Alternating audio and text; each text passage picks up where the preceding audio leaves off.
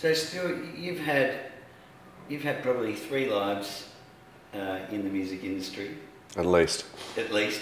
Can you give us a potted history of yourself, I guess, starting from your days as a music writer? Oh dear. Music writing. I mean, I started my first magazine when I was 14 at high school as an excuse to write about music. But basically, then started a magazine called Roadrunner when I went to university in Adelaide in the mid 1970s. Came to Sydney to write for Ram magazine, and then spent 20 plus years freelancing for everything from Dolly magazine to the Sydney Morning Herald to the National Times to Rolling Stone, basically anyone who'd publish me and print me. I also concurrently I did a fair bit of publicity. I worked on the first Cramps tour of Australia. I was the publicist for the Clash's first tour, or only tour of Australia. For my sins, I was also Gary Glitter's publicist for one of his tours before we know what we know now.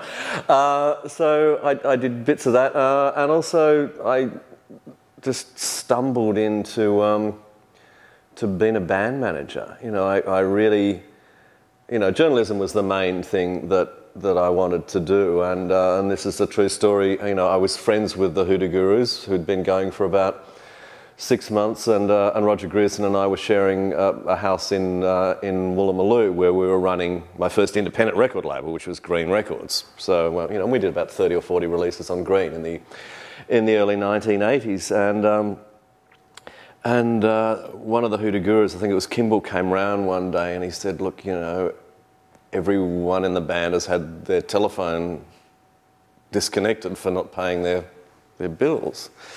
And he said, "Look, can we give you $10 a week to be because they said you were always on the telephone, can we give you $10 a week to be a telephone contact for the band?" And 1982 or whatever, $10 was a significant contribution to the week's income. So I sort of said yes, and little did I know, I knew nothing about management, and little did I know that 6 months later, I'd be sitting down with Jerry Moss, who's the M in A&M Records, on the lot in Los Angeles, because the Hoodoo Gurus had just been signed up A&M Records via Big Time. So that was my, I'm so glad that there's no recordings of the conversations there, because I knew nothing about band management. I learned quickly, and then the Gurus just took off in America, and they had a #1 college radio record. So we went and did I think it was like 43 dates in 44 dates, in 44 dates, and we started in Los Angeles, basically in a van, drove all up and around, hit New York, turn around and head back, grueling. At the end of that, they hated me and I hated them. So that was the end of managing the Gurus. And then, of course, the very first interview I ever did was with Paul Kelly in 1976. And we'd maintained a friendship. And literally, at the time that the whole thing with the Gurus was ending, and I should add that we're really good friends these days, Paul had taken that infamous, 13 hours on a bus from St Kilda to King's Cross, and he said, "Oh, do you want to have a meeting?" And we went and had a couple of beers up in Surrey Hills, or Darlinghurst Moor, and he said, "Oh, would you consider being my manager?" And I said, "Hey, I'd be honoured, because I'm a huge fan, And I said, "What do you want to do?" And he said, "Oh, I got $1,500. I'm going to make an acoustic single." And I said, "You're mad. Let's make it $3,000 and let's make an acoustic album." And I played in Chris Bailey and Johnny Thunders' acoustic album sound, and that was Post.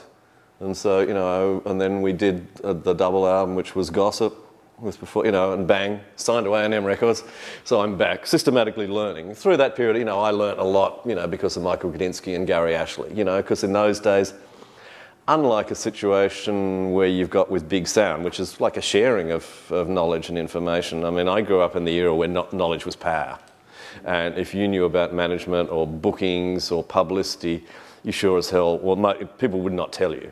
Because it was like, well, if we tell this upstart Coupe how to manage bands, then he might actually become good at it, and then he might actually start stealing clients from us. So it was actually rare to find people like Gary Ashley and Gudinski who would share information, and some of the booking agents that were around at the time. Where do you think the industry's going to go from here? I mean, it's obviously at a point where it could go anywhere. Oh, look, I mean, it's as someone who occasionally attempts to make a living out of it, I mean, it's completely screwed. But as a music fan and intellectually, I mean, it's ridiculously exciting. Because, I mean, this is, yeah, I mean, I don't know that you could ever think of a more amazingly unpredictable time. I mean, the upheaval that's been going on over the last 2 years, you know, it's greater than the invention of the phonograph, for instance. You know, I mean, that was the creation of a physical object to disseminate music. You know, that's kind of a fairly big deal at the time. But no one until 2 years ago, I think, or if they said that they could see this coming, they were lying, could have even begun to imagine a situation where music is ostensibly free. You know, and not only is it free, I'm a firm believer that it will be free forever. You know, I do not see, and I don't necessarily believe that there should be machinations put in place that charge for music. You know, yes, you have your dilemmas about, you know, intellectual copyright, etc., etc. And I deal in intellectual copyright, but I also give away music as fast and as quickly as I can to anyone who I can persuade to stay still long enough to listen to it. And I don't see any of the, you know, we're not going to tax ISPs. 3 strikes and you're out is not going to happen. You know, it's a little bit, to me, it's like pirate radio was in the mid-60s, you know, and radio stations setting up and broadcasting off boats, you know, in the English Channel. You know, they shut one down and, you know, oh, duh, we found another boat. All right, we're back in business, you know. And, like, you shut down a couple of ISPs. They're going to start up again. You know, the Record Industry Association of America shuts down some blogs. Change name, move, bang, they're up in a couple of weeks' time. Now, that's kind of, you know, and so what this is doing, yeah, the core component that the industry, or particularly the record or music industry, is to have to sell, they now have to give away. If they don't give it away, someone's going to take it. You know, I say to all of my artists, there's only one measure of how good your record is. It's how many people are illegally giving it away for free a month before we can physically put it up on iTunes or in the record shops. And if no one thinks your record is good enough to give away for free, then it's crap. No one's going to buy it anyhow. So, you know, if you can find 100 blogs and torrents that think your album is so exciting and they are so into it that they want to post it online and share your intellectual copyright, you know you're onto something, which in theory will translate into people coming to see shows. And I say to people, look, you know, we're not in the music business any longer because there is no music business. And we're in the merchandise business.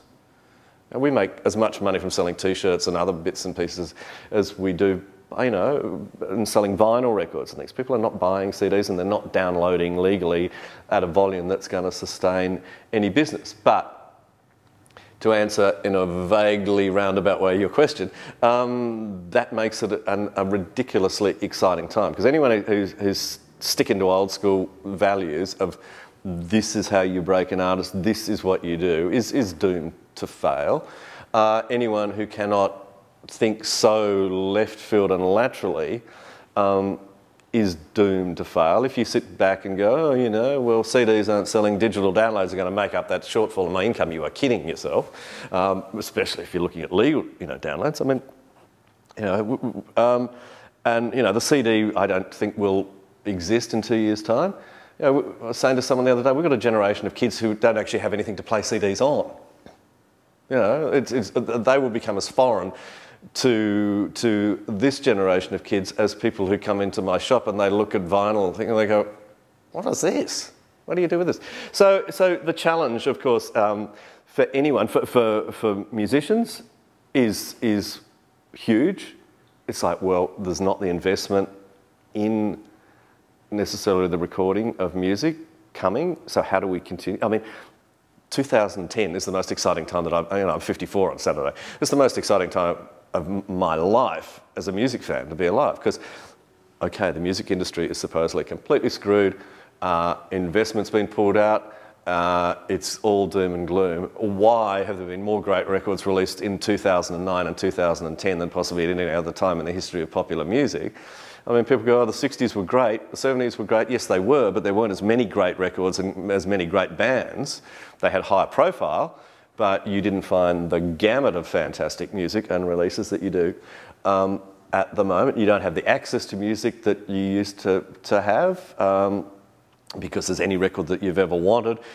You can just find, I mean, you know, I download like there's no tomorrow because, you know, I'm just discovering stuff that I didn't even know existed, you know. Would I necessarily go to a record store and pay 20 or 25 bucks for it? Possibly not, but boy, I'm listening to it and I'm telling other people about it and they're telling other people about it, and, you know, and if they happen to be a contemporary working act, then we're building up that fan base they so desperately need. So you've got the challenge of, you know, how do you keep making music? How do you get music out to people?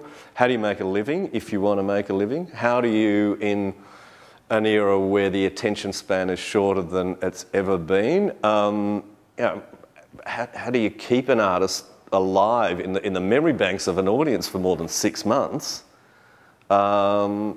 You know, remember Midlake? You know, I just could think of all these bands, like, you know, that were so big for 6 months, and then their next record comes out 8 or 9 months later, and like no one, you know, it's like, who were they? You know, so it's like it's so quick. But is there anything wrong with all of those things coming into play? No. You know, I think it's just ferociously exciting, and the people will survive, and people will make lots of money, and people will have careers. And labels will continue to exist, but it's just that on every level you're having to go, all of these rules that have been around since, well, you know, even rule of thumb 1956, if we talk, you know, the rock and roll era, are pretty much completely gone. You know, and, you know, I mean, I think, yeah, the only people that I probably think are going to suffer out of this are the artists that cannot tour and play live, or who aren't good at it, or through economic or whatever, or, you know, family, whatever circumstances, can't, you know, it's a working music scene again. Manufactured and pop artists, people that don't traditionally play a lot of gigs live. I imagine they'll probably suffer. Well, they're going to be in big trouble because, you know, your income stream these days is not from the sale, or quote unquote, as we still call it in the music industry, the exploitation of recorded music or intellectual copyright. You know, your money these days. I mean, there was a great quote from Coley from the Drive-By Truckers recently, where he said, "Look, you know, I don't care how people get our music. Yeah, I don't care where they pinch it from." He said, "I make my money from T-shirts." He said, music we make because we love it and we want our fans to hear it. We don't care if they don't buy it. We want them to love it so much because we play 200 shows a year and they are a fantastic live act, and people come to our show, we make money from them buying tickets, and then they go to the merch stall at the end and they've had such a great experience that they buy 3 T-shirts and our vinyl albums and what, you know, and our drink coasters and whatever else. That's where we make our money. Excuse me. And that to me is where it's going to increasingly go. So you're absolutely right. You know, you've either got the pop artist who doesn't have the skills or the abilities to perform live shows, or, you know, are uber expensive, or, you know, I feel a bit sorry for the starving bedroom artist who, you know, is making, you know, this amazingly inspired music that is only created and formed because this person has not actually left that bedroom for the last 8 years. You know, these people are not going to have a long career in the music industry necessarily.